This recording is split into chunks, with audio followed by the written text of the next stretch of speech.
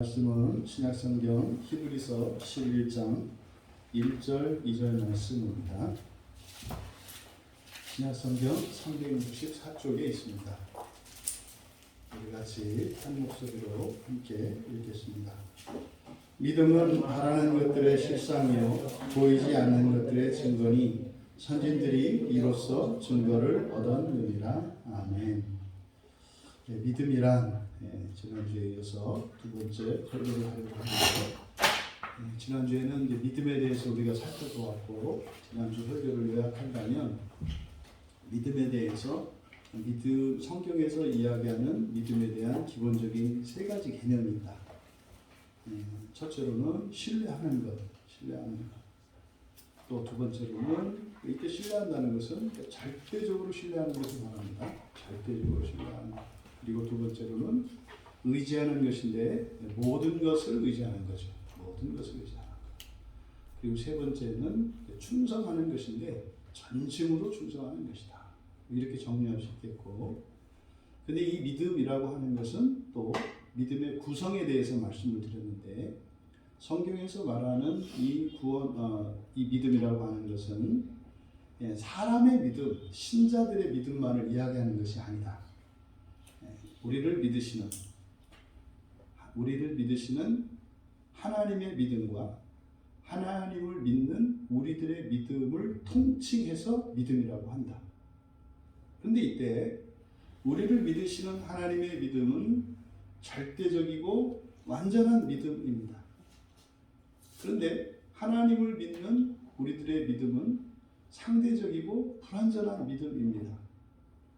이것이 하나님의 믿음 안에 우리의 믿음이 있기 때문에 온전한 믿음 했을 때는 하나님의 완전한 믿음 안에 있음으로써 이 믿음이 온전한 것이지 우리의 믿음이 어떠함으로써 온전한 것이 아니다. 이것을 여러분들이 잘 기억해야 합니다. 만약에 하나님의 믿음보다 우리들의 믿음이 앞서거나 더 그것이 주된 것이 되어버리면 결단코 우리의 믿음은 확실하고 완전한 믿음이 될 수가 없습니다. 그래서 이 두 가지, 믿음에 대한 개념과 이 믿음의 구성이, 믿음이 어떻게 구성되어 있는가를 먼저 아는 게 중요하다. 이것이 그동안 많은 그리스도인들에게서 잘 몰랐던 내용이기 때문에, 그래서 믿음을 이야기하고 구원을 이야기할 때 자꾸 이렇게 헷갈리고 혼동이 되는 것이었습니다. 그래서 우리가 앞으로 무엇을 하며 살아가야 하며 나의 자리가 어디에 있는지를 분명히 알지 못하면 한다고 하더라도 그게 가는 건지 뒤로 가는 건지 앞으로 가는 건지, 또 실제로 걸어가는 건지 혼자 착각하고 그냥 걸어간다고 생각하는 것인지를 구분할 수가 없는 것입니다. 믿음에 있어서는 하나님의 믿음의 기초를 두어서 불완전한 우리의 믿음을 완전한 하나님의 믿음에 이르기까지 잘하며 살아가는 것이다. 우리가 살아가는 이유가 그걸 하겠어요. 우리를 완전하게 믿으시는 그 확실한 하나님의 믿음, 그와 같이 우리의 믿음도 되어집니다. 그것이 종말론적으로는 부활이라고 하고 그것을 연합한다 이렇게 이야기를 해요. 그 믿음이 우리들의 이제 삶 속에서는 우리들이 살아가면서 필요한 것들, 또 없는 것들, 그리고 불안정한 상황 속에서 절대적인 안전을 믿는 거죠. 그리고 그것의 근거는 하나님께 두는 것입니다. 그리고 그것에 우리가 충성되게 살아가는 것, 이것이 이제 믿음이다. 그렇다면 이제 본문으로 들어가서 믿음은 바라는 것들의 실상이요 보지 못하는 것들의 증거니, 이 애매한 것 같습니다만 굉장히 정확한 말씀입니다. 아주 정확한 말씀이에요. 여기서 1절의 상반절, 믿음은 바라는 것들의 실상이다. 이거를 그대로 직역하면 바라는 것들이라고 되어 있습니다만, 여기 이제 엘피스 소망의 동사형을 썼기 때문에 그냥 성경적으로 할 때는 그러니까 소망하다 이렇게 번역하는 것이 좋아요. 그래서 믿음은 소망하는 것들의 실체다. 그러니까 믿음은 소망하는 것들의 실체다. 이렇게 사역을 할 수가 있겠습니다. 그러면 왜 그냥 소망 이렇게 명사형을 쓰지 않고 동사형을 명사화해서 이렇게 바라는 것들, 다시 말해 소망하는 것들이라고 했을까? 네, 그것은 바로 이 소망의 특성이, 여러분 믿음도 품사로 이야기한다면 명사입니까 동사입니까 할 때는 동사적 성향, 동사적이라고 그랬어요. 그러니까 단어로는 그냥 믿음 이렇게 명사인데 사실은 믿다라고 하는 동사적인 의미를 가지고 있는 단어예요. 믿음은. 그러니까 소망도 마찬가지입니다. 그러니까 소망도 그냥 소망하면 명사죠. 그냥 믿음, 소망, 사랑 하면 명사입니다만 이 세상을 살아가는 그리스도인들에게 있어서 이 소망이라고 하는 이 말은 동사적이에요. 그래서 소망하는 것이다. 이것을 여기서 강조하고 있는 겁니다. 그러니까 우리들이 가지고 있는 소망이 있는데 그 소망은 이렇게 소유하는 것이 아니라 그것을 가지고 우리가 살아가는 거예요. 살아가는 것. 그래서 바라는 것들 이렇게 동사를 가지고 이렇게 만들어졌다. 그러면은요, 여러분 여기서 소망하다, 소망이라고 하는 말은 우리가 사용하는 희망과 다르다. 그렇죠? 희망이라고 하는 것은 우리들이 바라는 것이에요. 이거는 막연한 것입니다. 그리고 질적으로도 그게 좋은 건지 나쁜 건지도 몰라요. 여러분이 뭐 이렇게 바라는 거, 뭐 가지기를 바라는 거, 되기를 바라는 거, 뭐 이런 거 있지 않습니까? 그런데 그게 돼서 죽을지도 몰라요. 이번에 지금 뭐 장관이 되려고 이렇게 몇 사람들이 나와서 청문을 했는데 거기 나가면은 이제 장관이 될 줄로 알았지 않겠어요? 희망하는 거예요. 희망사. 아, 나도 장관이 될 수 있겠구나. 그래서 장관이 되기를 바라는 거 희망이에요. 그럼 장관이 되는 건 좋은 겁니까? 나쁜 겁니까? 몰라요.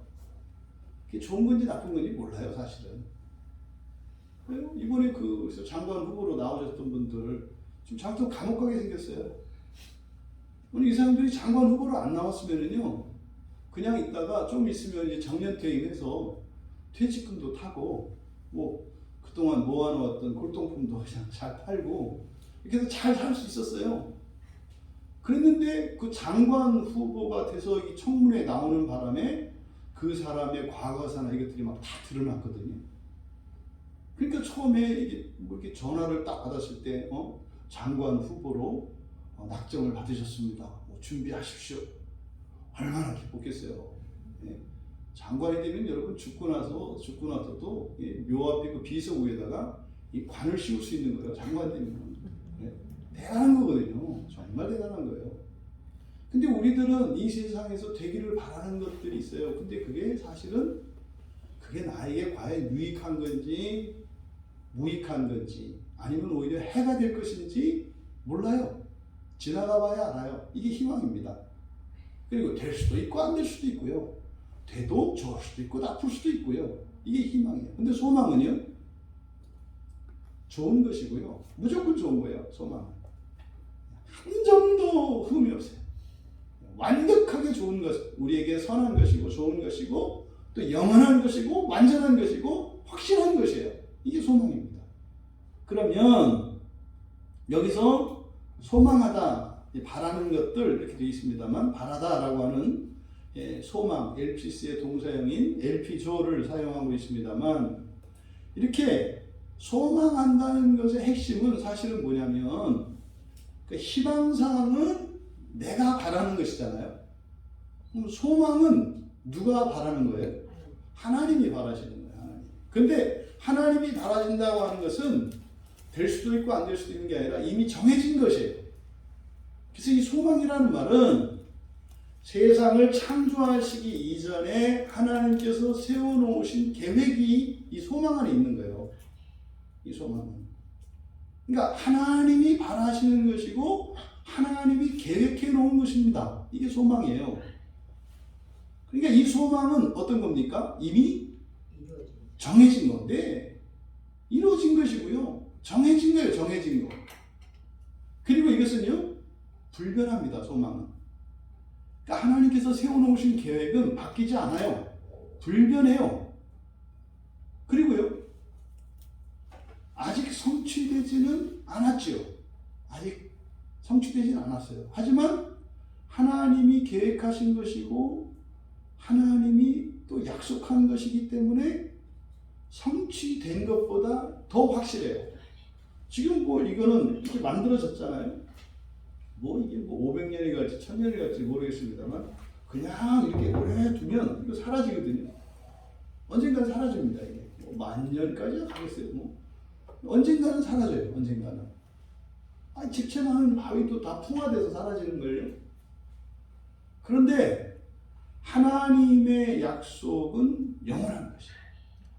영원한 것이에요. 이게 소망의 특성입니다. 정해진 것이고 또 중간에 불변하는 것이고 그리고 영원히 확실한 것이다. 그래서 우리가 소망을 정의할 때 뭐라고 정의해야 합니까? 미래에 이미 이루어진 것이라고 정의를 해요. 미래에 이미 이루어진 것. 근데 그 소망의 내용은 무엇입니까? 하나님의 약속이죠. 하나님의 약속. 이미 여러분 안에 여러분이 살면서 하나님의 약속을 경험하신 것들이 있죠. 그러니까 이미 성취된 소망들이 있다고요. 그런데 아직 여러분들에게 이루어지지 않은 하나님의 약속이 있죠. 이게 이제 소망입니다. 하지만 그것은요, 반드시 성취되는 것이다. 그러니까 미래에 이미 이루어진 하나님의 약속. 이게 이제 소망이라고 우리가 이해할 수 있습니다. 그렇다면 소망의 핵심, 소망의 내용은 무엇이에요? 하나님의 약속이라고 했습니다. 하나님의 약속. 그래서 소망 그러면 하나님의 약속과 떨어질래야 떨어질 수가 없고, 그러니까 하나님의 약속과 상관이 없는 것은 소망이 아니에요. 하나님의 약속이 소망이에요. 그러니까 여러분들이 그 소망을 따라 살아가려면 무엇을 알아야 돼요? 하나님의 약속을 알아야 돼요. 하나님의 약속을 알아야 소망의 삶을 산다 이 말이에요. 근데 소망은 뭐라고 그랬어요? 절대적으로 무조건 언제나 영원히 나에게 좋은 것이다. 희망은요, 좋을 수도 있고 나쁠 수도 있다 했잖아요. 그럼 여러분들은 희망을 따라 살아갈 것이냐, 소망을 따라 살아갈 것이냐? 소망을 따라 살아가야죠. 소망을 따라 살아가야죠. 그러면 말로는 여러분은 희망을 따라 사실래요? 소망을 따라 사실래요? 그럼 다 소망이라고 해요. 그러면 희망을 따라 살아간다는 것은 뭐고, 소망을 따라 살아간다는 건 뭐겠어요? 소망을 따라 살아가는 사람은 먼저 하나님의 약속을 확인한다고요. 이거요. 성경을 본다고요. 성경을 보는 사람들은 소망을 따라 살아가기로 결단하고 사는 것이고요. 성경을 안 보는 사람은요, 그냥 희망 따라 살기를 바라는 사람이에요. 그러니까 기준이 이렇게요, 애매하거나 헷갈리지 않아요. 성경에서 우리에게 말씀하는 신앙은요, 그냥 명확합니다. 여러분이 성경을 보고 하나님의 약속을 궁금해하고 그것을 알려고 하십니까? 여러분 반드시 그 소망은 다 성취됩니다. 심지어 여러분이 아직 다 알지 못하는 소망이 있다 하더라도, 하나님의 약속이 있다 하더라도 다 아시게 될 것이고 반드시 성취될 것입니다. 근데 여러분들이 하나님의 약속에 대해서 궁금하지 않으십니까? 배신도 당하고 후회도 하고 이런 인생을 사시게 될 겁니다. 다 됐다 싶었더니 된 게 아니라 그거는 그냥 개밥이 되고 뭐 이렇게 되는 거예요. 먹으려고 했더니 들고 가다가 땅에다 팍 쏟아버리고, 이런 인생을 살아갈 수밖에 없어요. 그게 소망 따라 사는 것과 희망 따라 살아가는 인생의 다른 점이에요. 그러니까 그리스도인의 현재적인 구원의 큰 유익 중에 하나가 뭐겠어요? 후회 없는 인생을 사는 거예요. 후회 없는 이유가 뭡니까? 우리는 희망이 아니라 소망을 따라 살아가니까. 소망을 따라 살아가시는 여러분 되시기 바랍니다. 그런데 이 하나님의 약속은 그 약속이 성취되기까지 시간이 소요가 돼요. 시차가 있다고, 시차가. 하나님이 약속을 주신 것과 그 약속이 이루어지는 데까지는 시간차가 있어요. 그래서 인내가 필요합니다. 소망은 인내가 필요해요. 인내가. 히브리서 3장 16절에서 너희에게 인내가 필요함은 하나님의 뜻을 행한 후에 약속하신 것을 받기 위함이라. 이게 뭡니까? 하나님의 뜻을 행한 후에 약속하신 것을 받는다. 이게 뭐예요? 소망을 따라 살아가는 삶이죠. 하나님의 약속을 행하는 거니까 하나님이 약속하신 것을 따라가면 하나님께서 약속하신 일들이 이루어질 거 아닙니까? 그것을 받기 위해서는 뭐가 필요하다? 인내가 필요하다. 이거는 누구나 다 알지 않아요? 우리는 시간 속의 존재이기 때문에요. 우리는 항상 어떤 변화가 일어나려면 시간이 필요해요. 시간이 필요하다고요. 그러니까 이 세상에서는 그래요. 이 세상에서는 다 시간이 필요해요. 시간. 그러니까 하나님의 약속도 이 세상을 살아가는 동안 우리가 그 약속이 성취되어지는 그때까지는 시간이 필요하다. 그래서 기다려야 되잖아요. 그래서 그 소망을 위해서는 뭐가 필요하다? 인내가 필요하다. 인내라고 하는 것은 뭐예요? 그냥 기다리는 거예요. 그냥 버티는 겁니다. 그냥 있는 거예요. 그냥 있는 거예요. 죽겠으면 죽겠다. 그러고 그냥 있는 거예요. 뭘 하는 게 아니라 그냥 있는 거예요. 그냥. 이게 인내요. 그러니까요. 인내하지 못할 사람이 없어요. 그냥 있으면 되는 거예요. 도망 안 가고 그냥 있으면 돼요. 그냥. 그게 인내예요. 근데요.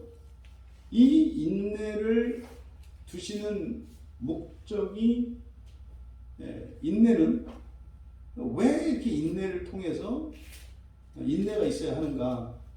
이제 로마서 5장 말씀을 보면 다만 이뿐 아니라 우리가 환난 중에도 즐거워하나니 이는 환난은 인내를, 인내는 연단을, 연단은 소망을 이루는 줄 알미라. 이게 이제 왜 우리가 인내해야 되는지를 말씀을 하는데 환난을 왜 즐거워하는가에 대해서 말씀을 해요. 여러분 환난, 고난 이런 거는 우리가 그렇게 즐기는 거 아니거든요. 가장 싫어하는 거예요. 가장 싫어하는 거. 일이 틀어지고 말이죠. 뭐 상황이 힘들어지고 말이죠. 뭐 몸이 아프고 뭐 이런 겁니다. 이게 환난이라고요. 그런데 그것을 즐거워한다 그래요. 그리고 환난으로도 즐거워한다. 뭐 때문에? 소망 때문에 그래요. 소망 때문에. 그럼 이러한 환난들이 오면 사실 이 환난이 뭐가 있다는 거예요? 환난이 어디 있는 거예요? 하나님의 약속이 있고요. 하나님의 약속이 성취되기까지 이 중간 안에 이 기간을 뭐라고 얘기하는 거예요? 환난이 있다는 거예요. 환난이. 그런데 이 환난도 우리가 즐거워하는 이유가 뭐냐? 이 환난이 인내를 이룬다 그래요. 그러니까 무슨 말입니까? 환난을 인내로 만들면 그게 우리에게 즐거울 수 있는 소망이 된다 이 말이에요. 그런데요, 환난이 인내가 되지 않으면, 환난이 인내가 되지 않으면 그것이 소용이 없다는 거예요, 여러분. 그러니까 우리가 종종 실수하는 게 뭐냐면 잘 모르시는 게 어려움을 겪어요. 그러면 그 어려움을 겪고 있는 그때 그 상황 속에 있는 모든 그리스도인이 다 똑같냐? 똑같지 않아요. 그런 환난을 인내해야 되는 거예요. 인내해야 되는 거예요. 견뎌야 된다 이 말이에요. 환난을 견뎌야 돼요. 그러면 이 환난을 견디면 이게 연단을 우리를 바꾼다는 거죠. 그러면 이 연단이 소망을 이룬다고 얘기를 해요. 놀라운 신비입니다. 무슨 말이냐면 사람이 이 세상을 사는 동안 이런저런 어려움을 다 겪죠. 모든 사람이 다 겪어요. 근데 겪는 모든 어려움은 예외가 없습니다. 어떤 사람도 이 세상을 살면서 환난을 겪지 않는 사람은 없어요. 사람은 이미 날 때부터 고통 속에서 태어나요. 날 때부터 고통 속에서 태어난다고요. 그리고요, 뭐 사시사철 이런 기후의 변화, 또 환경의 변화 이런 것을 통해서 우리는 분명 괴로움을 겪게 돼 있어요. 그런데 그것을 소망으로 바꾸지 않으면 그냥 괴로운 것뿐이에요. 여러분들이 이것을 잘 기억하셔야 돼요. 그러면 그런 환난 속에서 환난을 인내한다는 게 무슨 말이겠어요? 그것을 막 싫어하거나 그것을 거부하거나 그것을 회피하지 않는 거예요. 오히려 그 환난을 만났을 때 우리들은요, 그 환난이 빨리 지나가기를 바라거나, 왜 이런 환난이 왜 일어났나, 원인을 분석하거나, 막 책임을 찾으려고 하거나, 그런 데 생각을 가지면 안 돼요. 우리가 이런 환난을 만났을 때는 그 기회를 이용해서 소망이 생길 수 있도록 하는 거예요. 한 환난이 인내가 연단을, 연단이 소망을. 이걸 줄여서 요약한다면 그런 겁니다, 여러분. 환난이 왔어요. 어려움이 왔어요. 그때 여러분들이 뭐에 집중해야 되는 거예요? 나에게 고난을 주고 있는 이 상황이나 그 일이나 그 사람에게 집중하는 게 아니라 그것을 가지고 무엇을 바라보는 거예요? 하나님의 약속을 바라보는 거예요. 하나님의 약속을. 그리고 현재의 나에게 고통을 주는 이런 환난을 그때 어떤 판단을 하거나 이것을 피하려 하거나 이것을 가지고 무슨 염려를 하거나 예비하거나 대비하는 것이 아니라 뭐예요? 그냥 그 소망을 붙들고 그 소망을 잃어버리지 않도록 여러분들이 그 소망에 집중하는 것이다. 이 말이에요. 소망에 집중하는 것이다.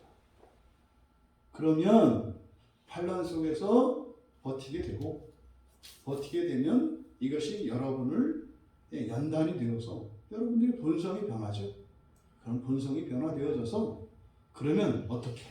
그것이 소망을 낳는다. 이게 이제 그 여기에 적절한 비유가 그 진주조개가 진주를 품는 것 같은 거죠. 근데 진주조개라고 해서 보면 이제 그 뭡니까?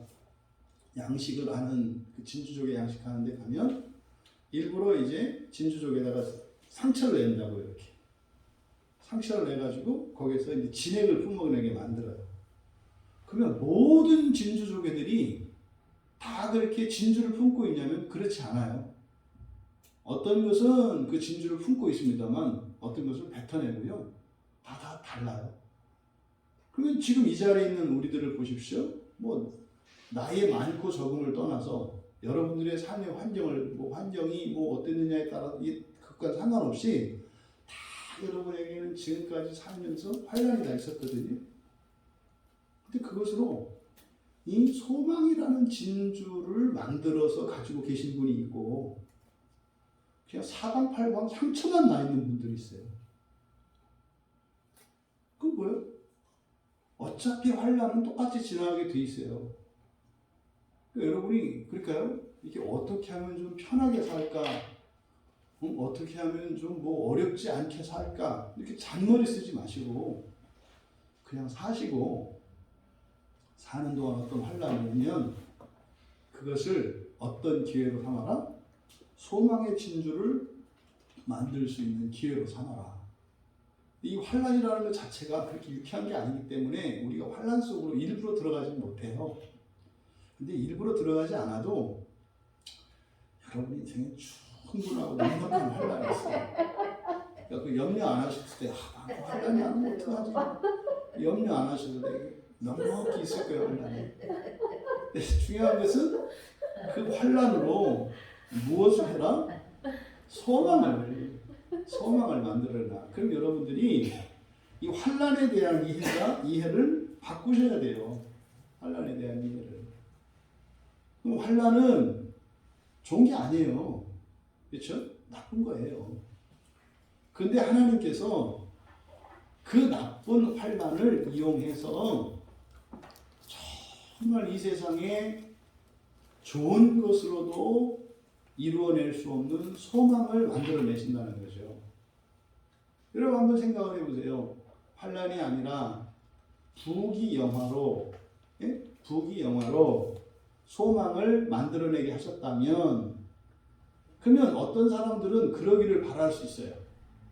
아이, 그럼 고생 안 하고 착하게 살고 열심히 살고 잘하면서 살면 소망을 주셔. 그걸 바라는 사람도 있어요. 그런 사람들은 누굴까요? 보통 사람들보다 뛰어난 사람들이죠. 그러니까 보통 사람보다 뛰어난 사람들은 사실은 그런 것을 원할 거예요. 그러면 사는 동안도 하나도 고생하지 않고 그 소망을 얻을 수 있을 테니까. 근데 문제가 생겨요. 그런 능력을 가지고 있는 사람들은 소수입니다. 대부분의 사람들은 소망을 가질 수가 없어요. 그럼 한번 여러분에게 물어볼게요. 만약에 여러분이 그런 능력을 가진 분들이라고 가정합시다.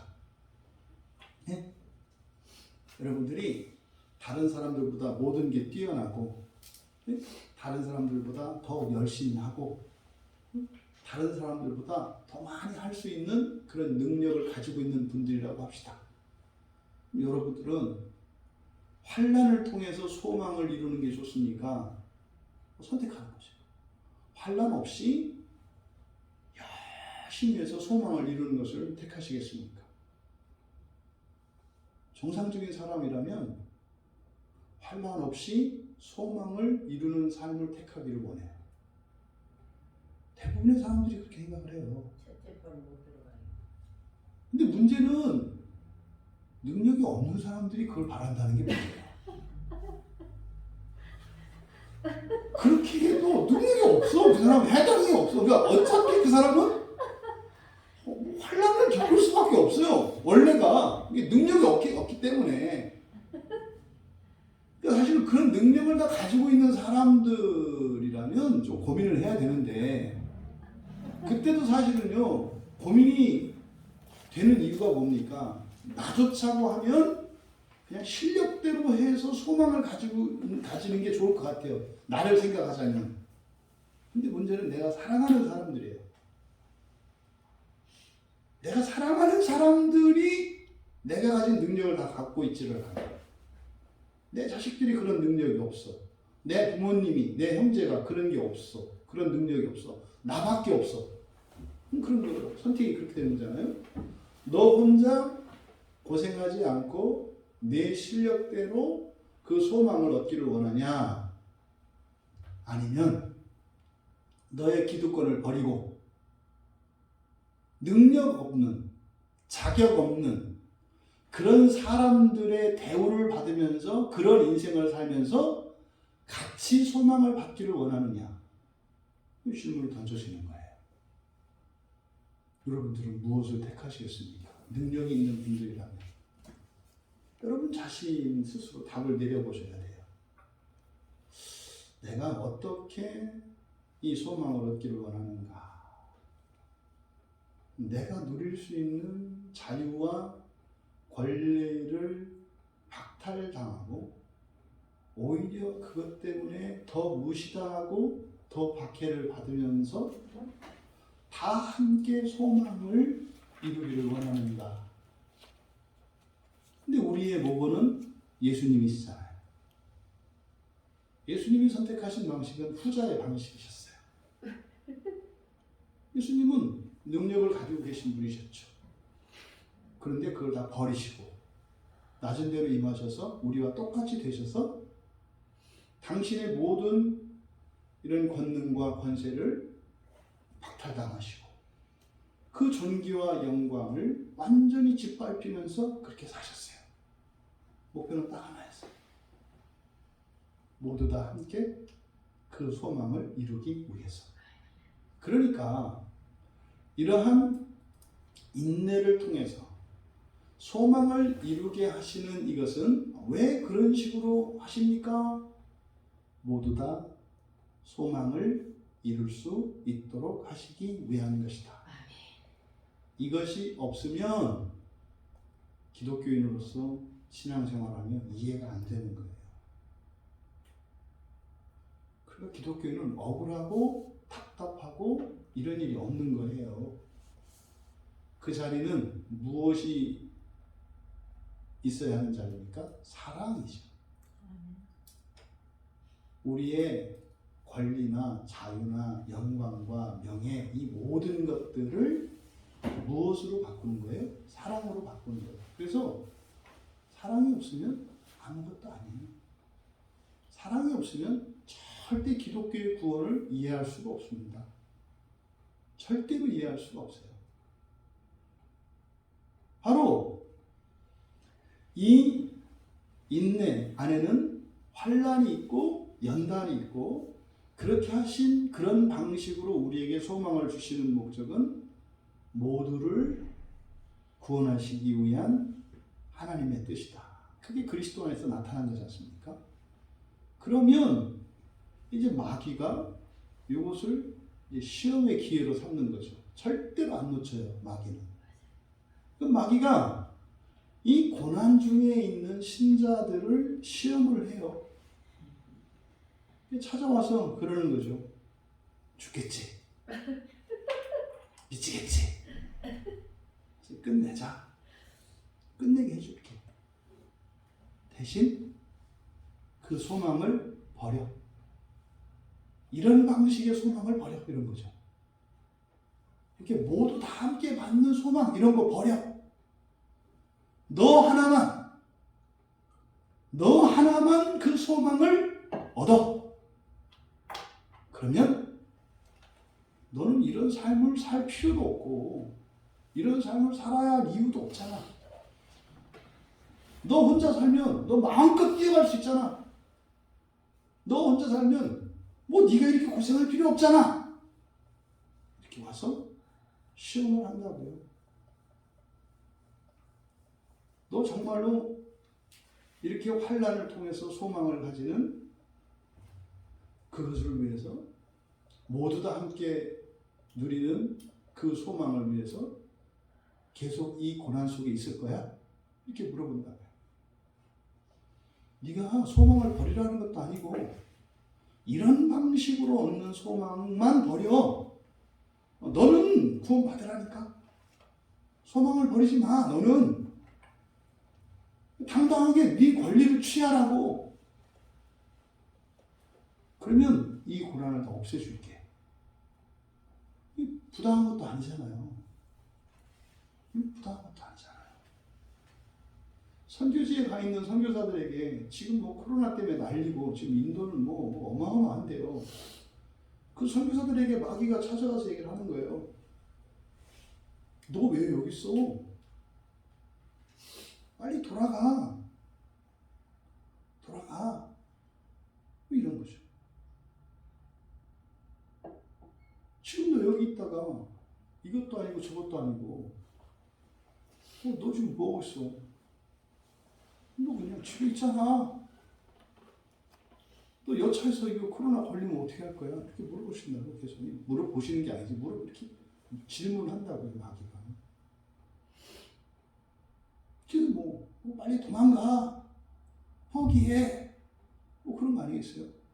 아이, 그것도 선교사는 뭘 선교사야. 너나 잘하세요. 그냥 너 하나만 구원해.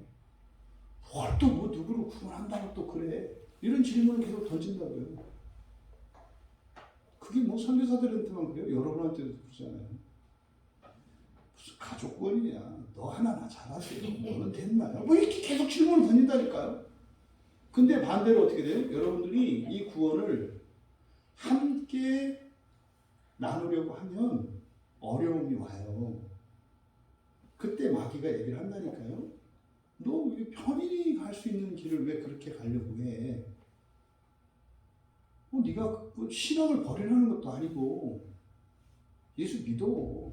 소망을 가지라니까. 근데 그냥 너 혼자만 뭐 이렇게 오지랖 떨지 말고 그냥 너만. 이게 마귀가 계속 우리를 시험하는 방식이에요. 그 시험에 빠진 그리스도인들이 하는 게 그런 거라고요. 왜 나만 겪는 고난이 이렇게 하는 거죠. 이렇게. 어찌하여 나를 이렇게 이런 거죠. 이런 거. 또 조금 참다 해도 너무하는 거 아니야. 내가 좀 참으려고 했는데 이건 너무한 거 아니냐. 이게 이제 시험에 들면 이런 일이 일어나는 거죠. 여러분 기억하십시오. 이렇게 하나님께서 소망을 이루기 위해서 우리에게 인내를 요구하시는 이것은 무엇을 위한 것이다? 모두에게 그 소망이 나누어지도록 하기 위한 것이다. 그러니까요, 모두에 대한 생각이 없으면 이 환난이 이해가 안 되는 거예요. 그러니까 지금 수백 년 동안 인간이 그리스도인이 겪는 고난에 대해서 끊임없는 학자들의 논문이 나오고 막 이런 주장들이 나오는데 그건 사실은 번지수가 잘못된 거죠. 사랑에 대한 질문을 이거를 왜 이래야 하냐고 그것을 가지고 따지고 드니 그런 거 아니에요? 속썩이는 자식이 부모한테 하는 얘기가 왜 날 사랑하느냐고. 아니 내가 널 사랑하고 내가 너를 사랑하는 게 감사하면 거기에 마땅히 살면 되잖아. 아니 왜 나를 사랑하냐고. 그러면서 계속 속을 썩이는 거예요. 왜 나를 사랑하냐고. 맨날 바깥에 나와서 그러는 거죠. 나 같은 인간을 사랑하는 이해가 안 가. 아니 이해하고 말 게 어딨어. 그냥 사랑하면서 살면 되지. 여러분 이런 환난 자체는 악한 거예요. 모든 고난은 무조건 악한 거예요. 근데 그거는 이미 이 세상에 원래 있는 거예요. 하나님이 뭐 주시는 게 아니라 원래 있는 거예요. 원래 가장 나쁜 거라니까요. 그런데 거기에 하나님께서 소망의 씨앗을 두셔서 가장 나쁜 것으로 가장 좋은 것에 다다르게 하는 놀라운 구원의 섭리가 그 신비가 그 안에 있는 거죠. 여러분 믿음은 바라는 것들의 실상이다. 그러니까 믿음은 소망하는 것들의 실체다. 이 이야기를 깊이 들어가 보니까 바로 소망이 이루어지기까지는 시간이 필요하고 그 시간 속에는 환난이라는 것이 있고 근데 그 환난 속에서 사랑과 자기 자신의 안락함이라고 하는 선택의 시험이 온다는 것을 알게 돼요. 사랑 때문에 나의 편안함을 즐거움을 포기해야 되는 일이 일어나요. 이게 인내죠. 그때 소망이 생겨난다는 겁니다. 그러니까 참 복잡해요. 하나님이 약속하신 것이 우리에게 성취되기까지는 결국 인내하는 그 기간에 환난이 찾아오게 되고 그 환난 속에서 우리는 우리의 자기 사랑과 이웃 사랑 사이에서 누군가를 선택해야 되는가? 사랑의 선택의 문제가 일어나고 결국 나 혼자만이 아니라 모두를 선택했을 때 비로소 그 환난이 소망이라고 하는 진주를 맺는다는 거죠. 결국은 나를 위해서 해야 되는 일인데 이런 방식으로 소망이 결과되어짐으로써 결국은 나를 통해서 다 함께 소망을 이루게 하시는 하나님을 우리가 발견하게 돼요. 그러니까 소망하는 것들의 실체, 여기서 실체, 우리말 성경에 실상이라고 번역되어 있는데 휘포스타시스라는 말이에요. 이 휘포스타시스는 본질, 본체, 또는 뭐 근본 또는 뭐 바탕, 뭐 실체 뭐 이렇게 번역할 수 있는 단어인데, 그러니까 어떤 것의 바탕 또는 어떤 것의 기본적인 성질 이런 뜻이에요. 이게 이제 히브리서 1장 3절에서는 본체라고 번역되어 있죠. 본체. 그러니까 굉장히 중요한 말이거든요. 본체라고 하는 것이. 그러면 믿음이 바로 소망하는 것들의 실체다. 그러니까 곧 무슨 말이에요? 믿음이 곧 그것이다. 이렇게 되는 거잖아요. 믿음이 곧 그것이다. 그러면 여러분, 믿음은 마찬가지로 내가 바라는 무엇인가를 얻거나 이루기 위한 수단이 아니에요. 다시 말해서 내가 희망하는 것을 얻기 위한 수단이 아니라고요. 믿음은 뭐예요? 소망이죠. 하나님이 약속하신 그 소망. 그러니까 하나님의 약속이 곧 소망이잖아요. 그것이 곧 믿음이다. 결론적으로 얘기하면 하나님의 약속, 믿음, 소망, 결론적으로는 다 똑같은 거예요. 하나님의 약속이나 믿음이나 소망이나 다 같은 거라고요. 똑같은 것을 그렇게 얘기하는 거예요. 다만 시간적으로 다르죠. 그러면 하나님이 약속하신 무엇이 있잖아요. 이렇게. 그죠? 무엇이 있잖아요. 그러면 하나님의 약속이라는 것은 시간적으로 보면 과거죠. 먼저 약속이 된 거니까. 하나님의 약속이 생겨났잖아요. 과거에. 그렇죠? 그러면 그 하나님의 약속하신 그것이 현재 우리에게는 뭐라는 거예요? 믿음이라는 거예요. 믿음. 무슨 말이냐면 지금 여러분이 믿고 있는 거 있죠? 그게 진짜다 이 말이에요. 그게 진짜라고, 그게 실체라고 말씀하는 거예요. 그럼 소망은 뭐예요? 미래죠.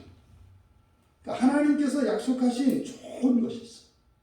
그게 이제 과거의 하나님의 약속. 그것이 현재로 믿음, 미래로는 소망. 사실은 내용상으로는 전부 다 같은 거예요. 하나님의 약속이나 믿음이나 소망이나. 이 이야기를 믿음은 우리말 성경에 바라는 것들의 실상이다 이렇게 얘기한 거예요. 결국 1절의 상반절에서 말씀하고자 하는 게 뭐예요? 하나님의 약속이나 믿음이나 소망이나 다 똑같은 것이다. 그런데 하나님의 약속은 과거에 있었고 그 약속을 현재 붙들고 있는 그것은 믿음이고 장차 이루어질 그것을 소망이라고 한다. 그러니 하나님의 약속과 여러분이 지금 가지고 있는 믿음과 장차 이루어질 소망은 하나도 다르지 않아요.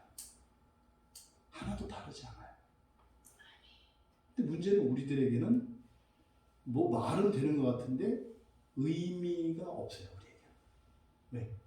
여러분들이 아는 것은 경험돼야 알거든. 경험하기 전에는 여러분 모릅니다. 그냥 이렇게 지식적으로 아는 것은 아는 게 아니에요. 여러분들이 일단 먹어봐야 돼요. 네? 만져보든지 눈으로 보든지 귀로 듣든지 여러분의 감각을 통해서 이게 확증이 될 때라야 비로소 이게 진짜로 아는 거예요. 근데 어쨌든 지금 히브리서 기자는 하나님의 약속이나 여러분의 믿음이나 장차 이루어질 소망이나 다 같은 것입니다. 이렇게 말씀합니다. 다 같은 것입니다. 그러니까 이 말씀의 의미는 하나님의 약속이 무엇인지를 아는 지식에 따라 다르게 받아들여지게 됐죠. 그럼 하나님의 약속이 구체적인 사람에게는 이게 훅 하고 와요. 와. 그래서 현실로도 살아갈 힘이 생겨요. 근데 하나님의 약속이 흐릿한 사람들은 그냥 되면 해요. 그런 것보다 이렇게 아무 그렇게 실생활에 도움을 주거나 힘이 되거나 그러지 않아요. 그럼 여러분들이 알고 있는 하나님의 약속, 이게 지금 복수로 돼 있거든요. 바라는 것들, 그러니까 소망하는 것들. 이게 무슨 말이에요? 하나님의 약속이 많아요. 많아요. 근데 하나님이 약속하신 그 모든 것들을 다 합치면 하나님 나라가 되고 하나님 자녀가 돼요. 그러니까 모든 하나님의 약속, 성경에 있는 모든 약속은 결국 다 합쳐도 안 되지만 그것을 통해서 말씀하고자 하는 게 뭐예요? 바로 이 땅에 임하는 그 하나님 나라에서 주님과 함께 이 세상을, 온 우주를 재창조하는 그 영광스러운 존재. 이게 하나님의 모든 약속의 결정판이에요. 그 지금 히브리서 기자는 사실 그 말씀을 하는 거예요. 너희들이 갖고 있는 그 믿음이라는 거, 그거 있잖아. 하나님이 약속하신 거 맞고, 장차 이루어질 거 맞아. 이 얘기를 하는 거죠, 지금. 그리고 하반절에 보지 못하는 것들의 증거다.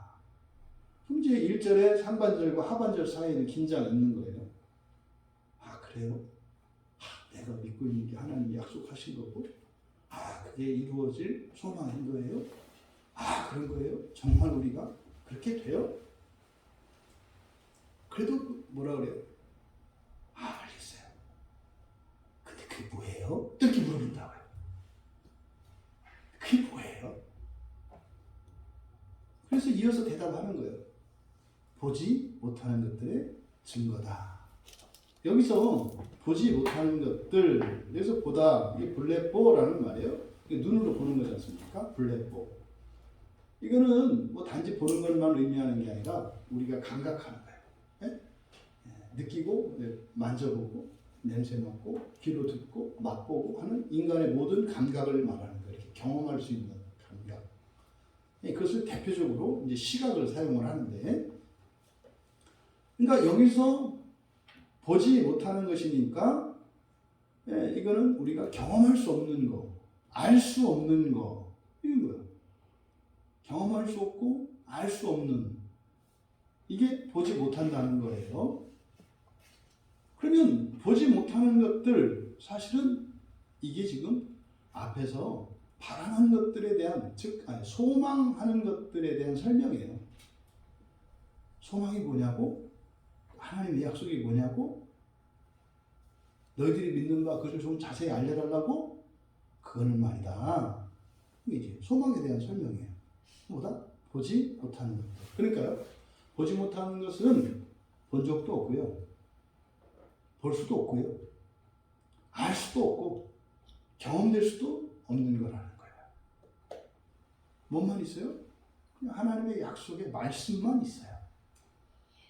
근데 그게 뭔지 우리는 절대로 알 수가 없어요.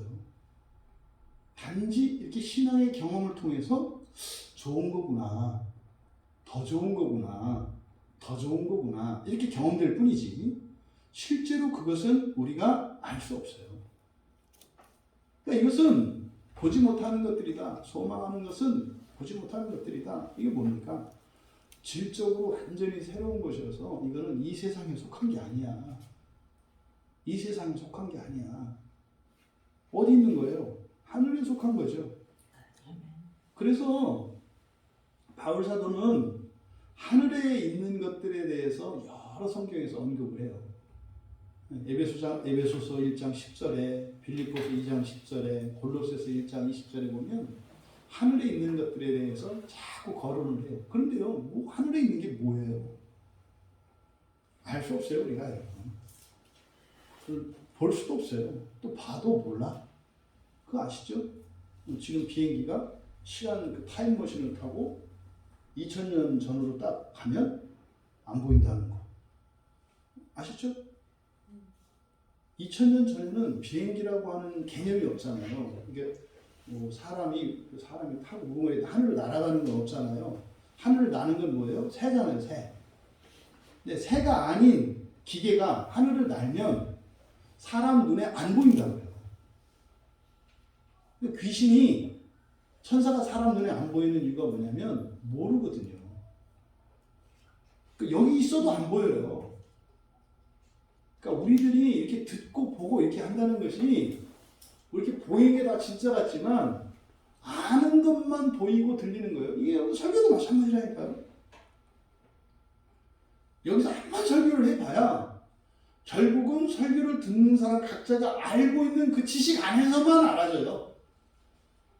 그잖아요. 나중에 지나고 나서 그때 이런 얘기가 있었어? 있었어요. 그냥 아는 것만 보고 들리는 거예요. 모두 다. 모두. 그런데 이 소망이라는 것은 뭐다? 알 수도 없고 볼 수도 없고 경험될 수도 없는 그런 것이고 하늘에 있는 것이다. 하늘에 있는 것이다. 그래서 마태복음에서 맨 처음에 복음서에서 그래서 예수님께서 말씀하시는 게 뭐예요? 하늘나라에 대해서 마태복음에서 계속 얘기를 하는 거예요. 신약 성경을 맨 처음 읽을 때 어디를 읽어야 되나요? 그럼 요한복음을 이렇게 얘기를 해요. 보통 그렇게 공식처럼 돼 있죠. 왜냐하면 요한복음에는 예수님의 성품과 예수님의 속성에 대해서 이렇게 소개하고 있기 때문에. 그런데 요한복음을 이해할 수 있는 사람들이 그렇게 많지 않아요. 이해할 수 있으면 정말로 은혜롭죠. 근데 요한복음이 그럴 것 같으면 맨 앞에 가 있죠. 성경에 요한복음을 맨 앞에다 놨어요. 지금 왜 뒤에다 숨겨요? 복음서에서 맨 뒤에. 그러면 복음서에서 신약 성경에서 맨 처음 읽어야 하는 성경책은 뭐예요? 그냥 맨 앞에 있는 마태복음이에요. 그러니까 맨 앞에다 놨어요. 그럼 마태복음의 핵심이 뭘까요? 하늘나라예요. 하늘나라. 천국. 저기 있다고 하늘나라가. 여러분 아십니까? 많은 사람들이 예수를 믿는다 하고 그리스도인이라고 해요. 저 위에 있는 하늘나라를 믿지도 않고 생각도 안 해요. 아니 진짜로 하늘나라를 믿는다면 가끔은 좀 하늘나라 춥진 않더라도 한번 갔다 와봤으면 소원이 이뤄야 되는 게 정상 아니에요? 그렇잖아요? 아니 세계 여행을 꿈꾸는 사람들이나 하늘나라를 꿈꾸는 사람들이나 어차피 가고 싶은 희망사항은 똑같은 거 아니에요? 내가 가본 적이 없어. 근데 가고 싶어. 그럼 예수 안 믿는 사람들은 뭐 이 세상에 있는 어떤 경치, 나라 이런 거 아니겠어요? 그럼 그리스도인들은 가장 가보고 싶은 나라가 어디겠어요? 저 하늘나라겠죠. 이게 정상이죠. 그냥 뭡니까? 이렇게 세속적으로 하나님 나라를 설명하는 분들 보면, 이렇게 떨어진 게 다이아몬드요, 다 금으로 되어 있고, 이렇다고 얘기를 하잖아요. 근데 한번 물어보세요. 그리스도인들에게. 지금까지 여러분이 예수 믿고 사는 동안, 하늘나라, 하나님 나라 말고, 하늘나라, 저 위에 있는 하늘나라. 그 하늘나라에 대해서 궁금하고, 그 나라에 한번 가보고 싶었던 사람 손 들어보세요. 있겠죠. 있겠죠. 분명히 있겠죠. 많지는 않을 거예요. 이게 열려야 돼요. 실제 우리가 살고 있는 이 시대 속에, 이 공간 속에 실제로 위치하고 있는 저기 실제 하는 그 나라에 대한 믿음이 생겨야 그 다음부터 거기에서 온 천사들도 믿어지고요. 그리고 마침내 주님과 함께 이 땅에 임할 하나님 나라도 믿어지고요. 그 전에 내가 죽으면 들어가는 그 낙원도 믿어지고 지옥도 믿어지는 거예요. 근데 저 하늘에 있는 그 하늘나라가 믿어지지 않는데 무슨 지옥이 믿어지겠으며 무슨 사후에 들어가는 낙원을 믿어지겠으며 그 이후에 예수님이 오셔서 이 땅에 이루는 하나님 나라가 믿어지겠냐고요. 하늘나라가 아직도 안 열렸어요. 이 누수가 쪼개지고 빛이 들어와서 맨 처음 우리에게 조명되어야 하는 것은 하늘나라예요. 하늘나라. 천국. 이게 구약의 성도들이 넘지 못한 거고요. 예수님 당시의 사람들이 받아들이지 못했던 게 하나님 나라도 아니에요. 하나님 나라 절대로 안 믿잖아요. 믿을 수가 없어요. 왜요? 아니 하늘나라를 안 믿는 사람들이 어떻게 안 믿는 게 이 세상에 온대. 그게 뭐냐고. 하나님 나라 얘기하는데 하늘나라가 그립지 않고 하늘나라가 희망사항이 되지 않는 사람들에게 하나님 나라는 그냥 꿈꾸는 얘기예요. 그래서 바울이 그 하늘에 있는 것들에 대해서 자꾸 얘기를 해요. 하늘에 있는 것들. 로마서 8장 24절과 25절에 보면 구원과 관련해서 소망을 연결짓는데 이렇게 말씀해요. 우리가 소망으로 구원을 얻었다 이렇게 얘기를 해요. 소망으로 구원을 얻었다. 이게 뭡니까? 그 소망을 가지고서 구원을 얻는다는 거죠. 또 그 소망 중에 구원을 얻는다는 거죠. 다시 말해서 구원과 소망은 뗄 수가 없는 거예요. 믿음과 구원도 뗄 수 없습니다만 소망과 구원도 뗄 수가 없는 거예요. 여러분의 구원이 무엇입니까? 하나님 나라에 있는 거예요, 여러분. 이 땅에 임하는 하나님 나라에 들어가는 게 구원의 핵심이라니까요. 그 소망으로 구원을 얻는다고요. 그러면서 이렇게 말씀해요. 보이는 소망이 소망이 아니니. 그러니까 소망은 보이는 소망도 있고요. 보이지 않는 소망도 있어요. 그죠? 보이는 소망은 뭐겠어요? 성취된 것이겠죠. 하나님의 약속이 성취된 것, 그건 소망이겠죠. 보이는 소망이겠죠. 이미 이루어진 거니까. 하지만 보이는 소망이 그 소망이 아니다. 다시 말해 그 구원에 이르는 소망은 보이는 거 아니다. 그러니까 이미 우리에게 소망이 성취되는 순간 우리들이 붙잡아야 할 소망은 이 소망이 아니라 보이지 않는, 아직 이루어지지 않은 소망을 붙잡아야 된다는 거죠. 그래서 보는 것을 누가 바라겠느냐, 누가 소망하겠느냐. 만일 우리가 보지 못하는 것을 바라면 참음으로 기다릴지니라. 이거 뭐예요? 보이지 않는 것을 우리가 소망한다면 뭐해라? 인내해라. 기다려라.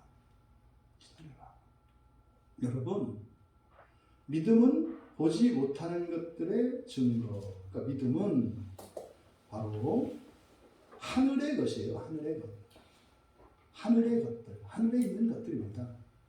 그것들의 뭐다? 증거다.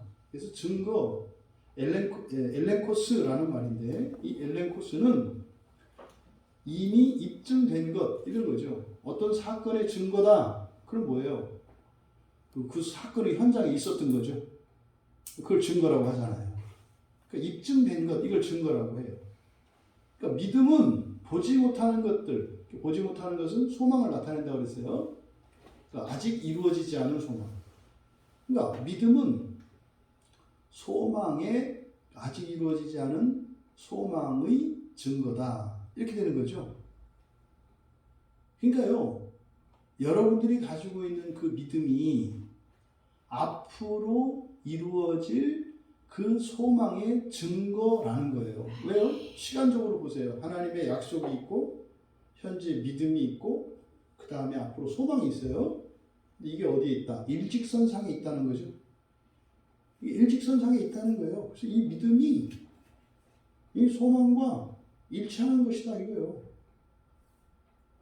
그러니까 여러분들이 믿음 이야기할 때 믿음에 있어서 가장 중요한 것은 여러분 확신이 아니에요. 고집스러운 이런 신념, 그게 아니에요. 더 중요한 것은 뭐예요? 하나님의 약속이라고요. 하나님의 약속. 믿음에 있어서 가장 중요한 것은 하나님의 약속이에요. 그 하나님의 과거에 이루어진 약속이 현재 우리에게 믿음으로 있는 것이고 장차 미래의 소망으로 성취되는 거죠. 디모데후서 3장 16절에 이 증거라는 말이 쓰였거든요. 근데 또 회개하게 되는 거죠. 디모데후서 3장 16절은 많이들 암송하고 있는 거잖아요. 성경이니까. 성경에 대해서. 모든 성경은 하나님의 감동으로 된 것으로 어떻게? 교훈과 책망과 바르게 함과 의로 교육하게 유익하니, 이 많이 배우고 있는 거거든요. 근데 여기서 책망이라고 번역된 단어가 이게 엘레코스더라고요. 그러니까 책망이 아니라 뭐예요? 증거예요, 증거. 예? 그러니까 모든 성경은 하나님의 영으로 된 것인데 교훈과 교리죠. 교리와 증거와 바르게 함과 의로 교육하게 유익하다. 그러니까 성경 안에 있는 게 뭐라는 거예요? 증거라는 거죠. 증거. 증거. 이때 책망이라고 번역된 그 단어가 이 엘렌코스 증거예요. 증거. 그러니까 결국 믿음은 소망의 증거입니다 라고 했을 때 결국 믿음은 곧 무엇이에요? 성경이 되는 거예요. 믿음은 곧 성경이 되는 거예요. 믿음은. 그러니까 믿음은 우리 각자의 어떤 신념이나 확신이나 이런 고집스러움이나 이런 것이 아니라 정확한 하나님의 성경을 믿는 것이 이게 바로 믿음이라는 거죠. 지금 히브리서 기자가 이게 믿음은 소망의 증거다 이렇게 말씀을 하셨고 결국 1절에서 말씀하시고자 하는 바는 바로 뭡니까? 하나님의 약속과 우리가 가지고 있는 믿음과 장차 이루어질 소망이 하나인데 결국 이 모든 것이 무엇으로 귀결이 돼요? 성경으로 귀결이 되는 거예요. 성경. 성경은 곧 하나님의 약속이고 성경은 곧 믿음의 내용, 믿음이고 성경은 곧 성취될 소망이다. 이 말씀을 하는 거죠. 그러니까요. 우리 기독교 신앙의 가장 중요한 것은 무엇이에요? 성경이에요. 가장 중요한 게 성경이에요. 성경이 온전히 드러나지 않는다면 하나님의 약속도 우리의 믿음도 장차 이루어질 소망도 다 다른 방향에 있어요. 이렇게. 네? 하나님의 약속은 저기 북쪽을 향해서 가고 있는데 또 우리의 믿음은 저기 동쪽을 향해서 가고 있고 또 우리의 소망은 남쪽에 있어. 그런데 이게 일직선이어야 돼. 그런데 서로 다른 방향에 있는 세 점이 지금 내가 서 있는 이곳에서 서로 다른 방향의 세 개의 점이 있는데 어떻게 내가 서 있는, 내가 살아있는 이 자리에서 서로 다른 방향에 있는 세 개의 점을 일직선으로 꿰 수가 있냐고요. 웃기잖아요.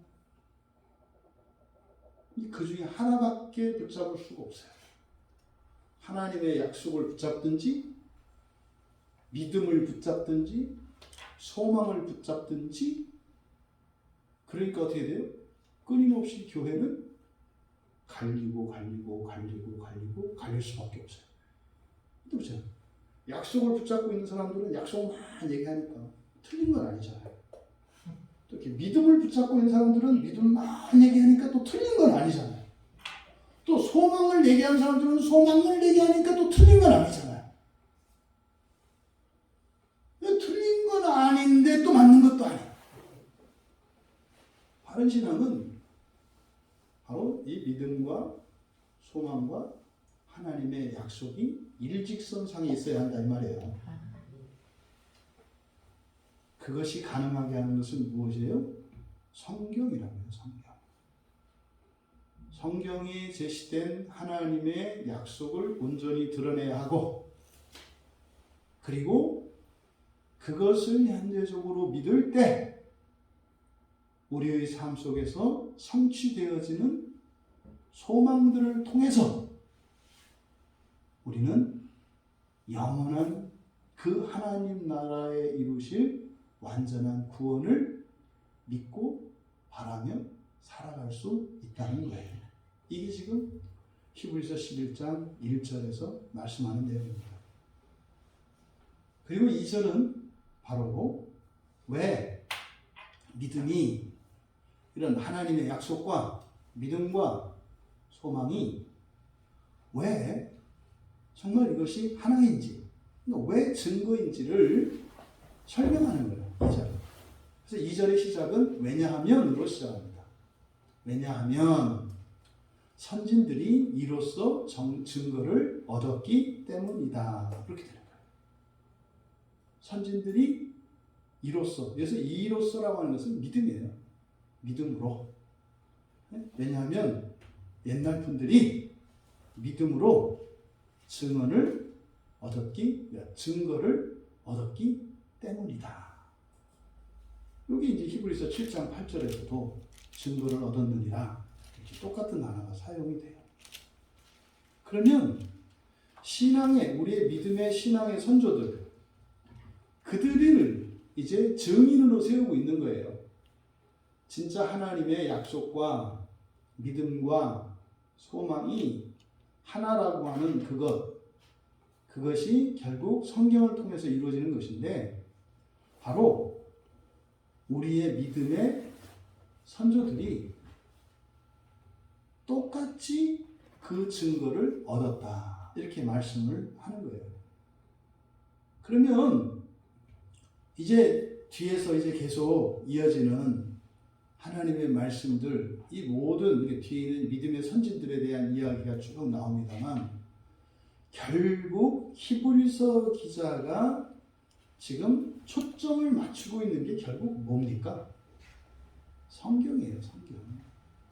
하나님의 말씀이에요. 하나님의 말씀. 그 사람들이 뛰어나고 이런 것이 아니라 그 시대의 사람들에게 주셨던 하나님의 말씀에 대한 얘기라고요. 하나님의 말씀이 약속 아닙니까? 그게 곧 믿음 아닙니까? 그게 곧 소망 아닙니까? 근데 우리들이 가지는 이런 유한성, 한계, 이런 것들 때문에 시대에 따라서, 상황에 따라서 우리들의 신앙 자체도 이렇게 막 변화되고 이럴 수밖에 없어요. 그런데요, 항상 변함없이 가는 게 뭐예요? 하나님의 말씀입니다. 하나님의 말씀. 그래서 보통 우리가 히브리서 11장을 믿음장이라고 이야기를 하는데, 이때 믿음장이라고 할 때 그 앞에 사실 이 믿음장이라고 하는 이때 믿음이라는 말 속에는 무엇이 있어야 된다? 하나님의 약속과 소망이 함께 있어야 된다. 근데 결국 그것은 다 어디에 있는 거예요? 성경이죠. 그래서 히브리서 11장을 믿음장이라고 합니다만, 이것을 어찌 보면 성경장이라고 해야 됩니다. 성경장. 뒤에 있는 사람들이 확신이 있고 믿음이 크고 이런 게 아니에요. 다 무엇과 함께 살았던 사람들이에요? 하나님의 말씀과 함께 살았던 사람들이에요. 때로는 순종도 했죠. 하지만 때로는 불순종도 해요. 그러니까 어떤 때는 순종하고 어떤 때는 불순종해요. 변덕스럽다니까요. 그런데도 변덕스럽지 않고 항상 그대로인 게 있어요. 뭐예요? 하나님의 말씀이죠. 이 믿음장을 통해서 히브리서 기자가 우리에게 보여주려고 하는 것, 사실은 이 믿음의 소망, 이것은 결국 뭡니까? 우리를 향한 하나님의 믿음의 소망이 있다는 것인데, 우리를 향한 하나님의 믿음은 어디에 나타나 있어요? 하나님의 말씀, 성경 안에 나타나 있다는 거죠. 부디 여러분들이 구원과 관련해서, 믿음과 관련해서, 또 여러분들이 일상생활을 살아가는 데 있어서 우리들의 신앙의 기초요, 중심, 변함이 없는 것은 오직 뭐다? 성경이다. 우리들에게. 이거는 태초로부터 하나님께서 말씀으로 계시하여 준 이후로 하나님의 말씀은 단 한 번도 떨어진 적이 없고요. 다 없어진 적도 없고요. 변함이 없어요.